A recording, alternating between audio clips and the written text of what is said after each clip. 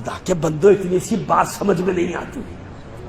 اگر فقہا کی ضرورت نہ ہوتی تو ائمہ طاہرین اتنے شاگردوں کو تیار کیوں کرتے؟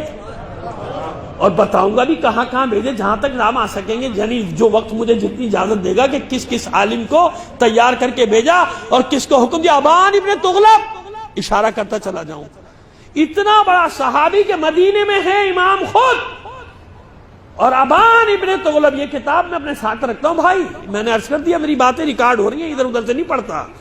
ابان ابن تغلب سے کیا فرماتے ہیں؟ ابان ابن تغلب سے فرماتے ہیں اجلس فی مسجد المدینہ وافت الناس. اے ابان بیٹھ جاؤ، جاؤ مسجد مدینہ میں بیٹھو اور لوگوں کے لیے فتوے دو. عجیب ہے، ڈائریکٹ امام سے نہیں پوچھ سکتے لوگ. آج تو پوچھ لیتے، میں تو گناہ گار ہوں بھائی، مجھے تو نہیں پوچھنا آتا. وہ کیسے پوچھ لیتے ہیں ڈائریکٹ امام سے؟ مجھے نہیں پتا چلا آج تک. ہم تو امام کی تقلید کرتے ہیں. میں نے کہا بھائی مجھے کوئی طریقہ بتا دو، تو وہ طریقہ آج تک بتا نہیں سکے. پھر کتاب کا نام لے دیں گے تحفۃ العوام دیکھ لو، تو میں نے کہا بھائی وہ تو مولوی کی لکھی ہوئی ہے، امام نے تھوڑی لکھی ہے. بہار الانوار سے لے لیتے ہیں مسئلہ، بہار الانوار بھی علامہ مجلسی نے لکھی ہے. کیا پتہ غلط لکھی ہو بھائی بقول آپ کے، کیونکہ علماء تو صحیح ہوتے نہیں، فقہاء تو صحیح ہوتے نہیں. وسائل الشیعہ سے لے لو مسائل، وہ علامہ حر عاملی کی. اصول کافی یعقوب کلینی کی ہے. ارشاد مفید شیخ مفید، نام خود ہی آ رہا ہے نا. تو کہیں بھی جاؤ گے پھنسو گے. مولوی سے نہیں بچ سکتے، بے فکر ہو جاؤ، بچ نہیں سکتے مولوی سے، کہیں بھی نہیں بچ سکو گے، پیدائش سے لے کے قبر تک. فقہا کی بات کر رہا ہوں، سمجھ گئے؟ جمع تو فقہا نے کیا ہے نا. سید شریف رضی کو سچا مانو گے تو نہج البلاغہ کو سچا مانو گے نا. نہج البلاغہ کا حوالہ دے رہا ہے مجھے، دیکھیے مولانا اماموں کو علماء کے لیے کیا کہا. میں نے کہا اچھا تجھے یہ نظر آ گیا، اور جن علماء کی مولا نے تعریف کی وہ تجھے نظر، جن علماء کو مولا فصیل قلعہ قرار دے رہا ہے، یہ قلعے کی مانند ہے تمہارے لیے، شہر کی فصیل جیسے ہوتی ہے یہ علماء، ویسے وہ تجھے نظر نہیں آ رہے ہیں، یہ نظر آ رہا ہے. اور پھر یہ کس نے لکھا ہے؟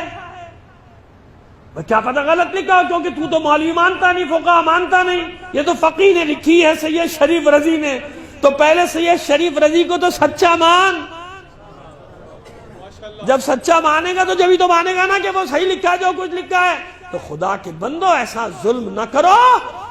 ان علماء نے صدیوں میں اپنی جانیں دے کے اپنی گردنیں کٹوا کے ان میں سے کتنوں کی تو لاشیں جلائی گئی، کتنوں کو زندہ جلایا گیا، کتنوں کو پتھر سے باندھ کے سمندر میں غرق صرف اس لیے کیا گیا کہ ان کی قبر کا نشان بھی نہ رہے.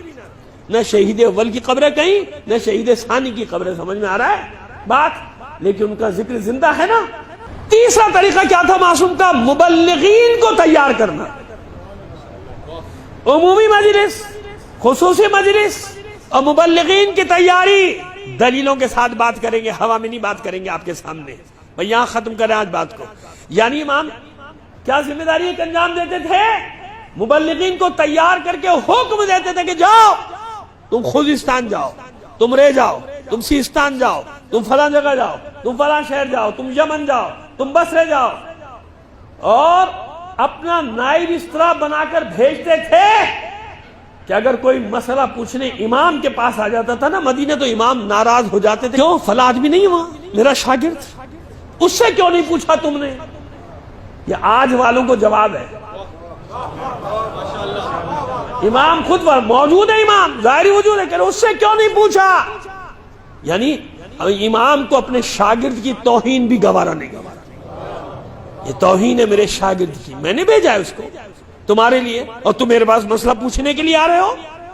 تو اس کا مطلب ڈیگریڈ کیا نا تم نے میرے شاگرد کو.